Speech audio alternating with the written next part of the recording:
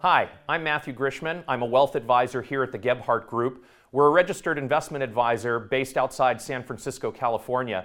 With me here today is our founder and chief investment officer, Jim Gebhardt. And I thought we'd spend a few minutes really discussing some of the unique differences of how we manage assets here at the Gebhardt Group. So Jim, thanks for taking some time today. Give us an idea of the essence of what's different about Gebhardt Group and how we help clients manage their most important assets. Very simply put, Matthew, it is a combination of offense and defense. It is not just the conventional buy and hold philosophy that so many of us grew up with, so many of our family members and our parents and grandparents grew up with.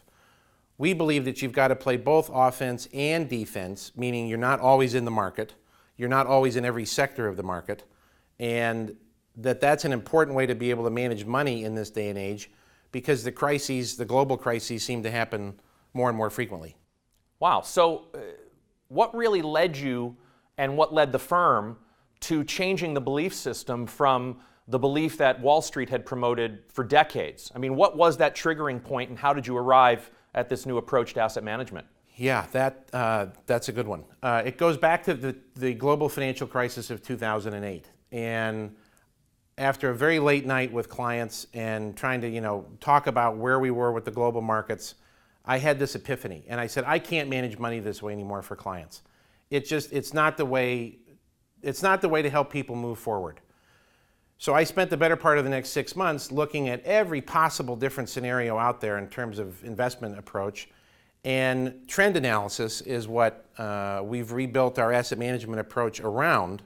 That is a belief that you don't always have to be in the market. You don't always have to ride the waves up and down and take in your lumps when the market drops 10 or 20%. So in effect, what Jim's telling us is that Wall Street trained us both the same way, right? Absolutely. Jim started with one of the big firms on Wall Street. I started with one of the big firms based out of the Midwest. And they really taught us the same thing, which was we help clients build an asset allocation. Mm-hmm. We maybe rebalance it every once in a while, but really we leave it that way, and clients are supposed to ride the market waves up and down, hoping it works out okay. I mean, what was the motivation behind Wall Street really promoting that to us? I mean, what really made them give us that advice to give to our clients? Two things. The first one is the more controversial, which is they don't make money unless you're in the funds. They don't make money unless you're in the markets. The second one is more along the lines of you might miss the very best days of returns. So no one ever talks about the fact that, well, you might miss the very best days of returns if you're out of the market. Well, you also might miss the very worst days of returns. And there's plenty of studies out there and statistics to prove that you can miss both of those and still end up better off in the long run.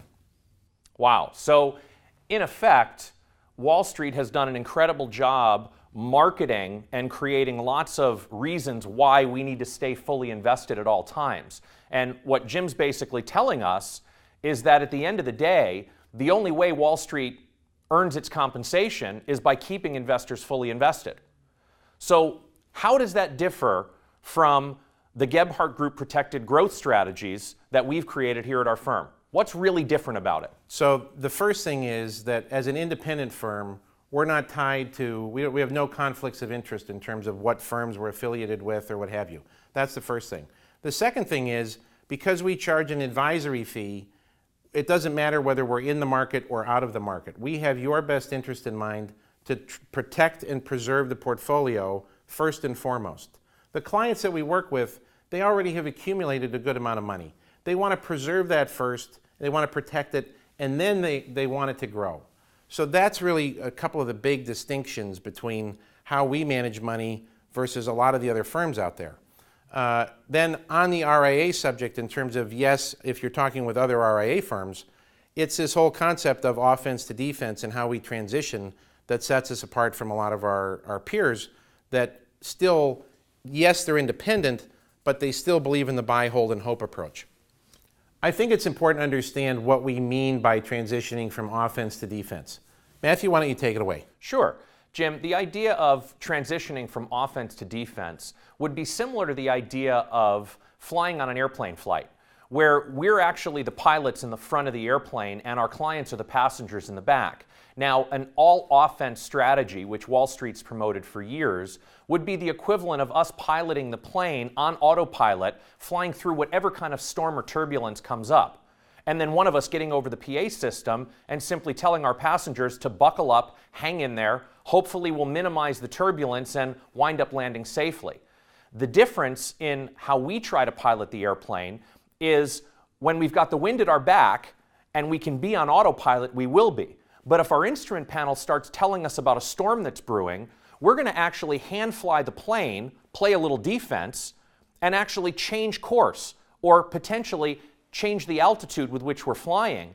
And in extreme circumstances, if the storm's too big, we'll actually land the plane on the ground, which from an investment perspective would be the equivalent of getting out of the market and completely going to cash.